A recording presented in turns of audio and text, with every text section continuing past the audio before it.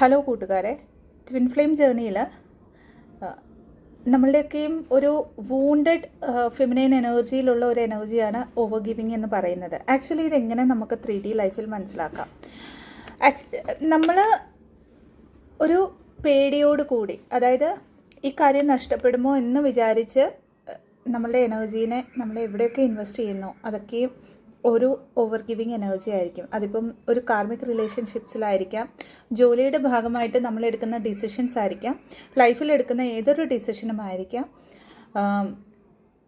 അതേപോലെ തന്നെ നമ്മൾ സ്പിരിച്വൽ വർക്ക്സൊക്കെ സ്റ്റാർട്ട് ചെയ്ത് കഴിയുമ്പം നമ്മളുടെ സോൾ പർപ്പസ് ചെയ്യാൻ തുടങ്ങി കഴിയുമ്പോൾ അറിഞ്ഞോ അറിയാതെ നമ്മൾ ഓവർ ഗിവിങ് ചെയ്യാറുണ്ട്. അതായത് സ്പിരിച്വലി റിലേറ്റഡ് ആയിട്ടുള്ള കാര്യങ്ങൾ ചെയ്യുമ്പോഴും ഓവർ ഗിവിങ് ചെയ്യാറുണ്ട്.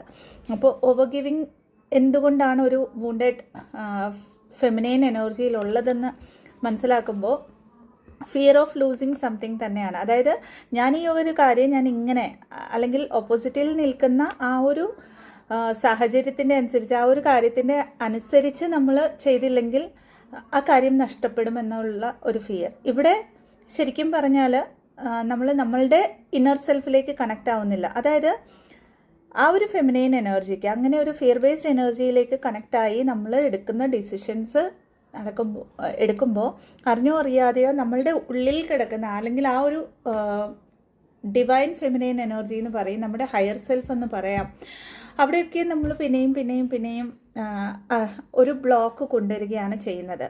അപ്പോൾ 3D റിലേറ്റഡ് ആയിട്ടുള്ള ഡേ ടു ഡേ ലൈഫിൽ ഏതൊരു കാര്യം നമ്മൾ ചെയ്യുമ്പോഴും നമ്മളുടെ ഒരു ലവ് ബേസ്ഡ് എനർജി, അല്ലെങ്കിൽ നമ്മളുടെ ഹാപ്പിനെസ്സിന്, അല്ലെങ്കിൽ നമ്മളുടെ പീസിന്, നമ്മളുടെ ആ ഒരു ഇന്നർ പീസിന് പ്രാധാന്യം കൊടുത്തുകൊണ്ട് നമ്മൾ പല കാര്യങ്ങളിൽ, പല ഡിസിഷൻസ് എടുക്കുമ്പം, പല കാര്യങ്ങൾ ചെയ്യുമ്പോൾ നമ്മളുടെ ഉള്ളിൽ നിന്നും ആ ഒരു ഫിയർ ബേസ്ഡ് എനർജി ഇല്ലാണ്ട് ഇതെന്തായാലും അതിൻ്റെ ഒരു ഔട്ട്കം ഞാൻ ഓക്കെ ആണ്, അത് ഒരു യൂണിവേഴ്സിനാൽ ഗൈഡ് ചെയ്യപ്പെട്ടതാണെന്ന് മനസ്സിലാക്കിക്കൊണ്ട് നമ്മൾ മുമ്പോട്ട് പോകുമ്പോൾ മാത്രമേ ഈ ഒരു ഓവർ ഗിവിങ് എന്ന് പറയുന്ന ആ ഒരു വൂണ്ടിനെ 3Dയിൽ നമ്മൾക്ക് ഓവർകം ചെയ്യാൻ പറ്റത്തുള്ളൂ.